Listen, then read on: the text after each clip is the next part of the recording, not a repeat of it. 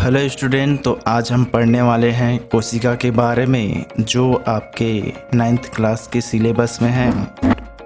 इस अध्याय के अंदर हम पढ़ेंगे कि कोशिका की खोज किसने की थी, सजीव किससे बने हुए होते हैं, कोशिका किससे बनी हुई होती है, इस प्रकार से उसकी आंतरिक संरचना के बारे में देखेंगे। सबसे पहले जानते हैं कि कोशिका की खोज किसने की थी। सबसे पहले कोशिका की खोज रॉबर्ट हुक ने सन 1665 में किया। उनके पिताजी की वाइन की फैक्ट्री थी, तो उस समय जो कांच के बोतल होते थे उसमें कॉर्क का ढक्कन लगा हुआ होता था लकड़ी का। तो उस लकड़ी के ढक्कन को रॉबर्ट हुक ने काट करके देखा। जब सूक्ष्मदर्शी के नीचे उस लकड़ी के कॉर्क के कटे हुए हिस्से को लगाया गया तब कुछ इस प्रकार से संरचना दिखाई पड़ी, जैसा कि चित्र में देख पा रहे होंगे। कुछ गैप मधुमक्खी के छत्ते के समान इसका संरचना होगा, जिसमें साइड में बॉर्डर होगा और बीच में खाली जगह होगा।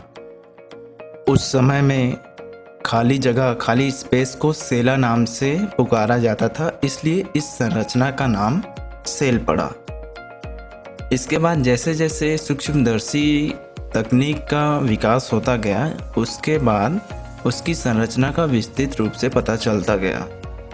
सन 1674 में ल्यूएनहुआक आए। उन्होंने एक उन्नत सूक्ष्मदर्शी से तालाब वेब के एक जल था उसमें स्वतंत्र रूप से जीवित कोशिकाओं का पता लगाया। उसके बाद रॉबर्ट ब्राउन आए 1831 में। उन्होंने एक पौधे के अंदर उसकी कोशिका को देखा और कोशिका में एक घनाकार संरचना का पता लगाया, जिसे बाद में केंद्रक कहा गया।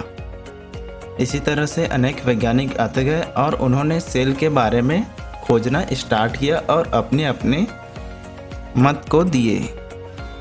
अनेक वैज्ञानिकों के दिए गए मत में से एक मत है कोशिका सिद्धांत। कोशिका सिद्धांत जो है कोशिका के बारे में विस्तृत रूप से बताया गया एक सिद्धांत है, जिसको दो वैज्ञानिकों ने, जिसका नाम क्रमशः मैथियस स्लाइडन और थियोडोर स्वान है, इन्होंने 1839 में दिया था। इसको क्रमशः स्लाइडन एवं स्वान के नाम से भी पढ़ा जाता है। इस सिद्धांत के अनुसार जितने भी पौधे और जंतु होते हैं वो कोशिका से और उसके उत्पाद से मिलकर के बने हुए होते हैं।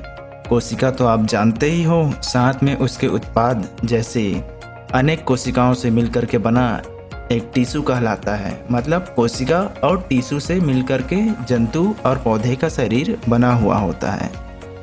इसके साथ में इनका ये कहना था कि जीवन के लिए जरूरी सभी प्रकार की आवश्यक क्रियाएं इस कोशिका के अंदर ही संपूर्ण होती है, इसलिए इसे जीवन की मूलभूत इकाई कहा गया। इसी साथ हमारा कोशिका का लेक्चर 1 कंप्लीट हुआ। अगले लेक्चर में हम कोशिका की विस्तृत संरचना के बारे में बात करेंगे।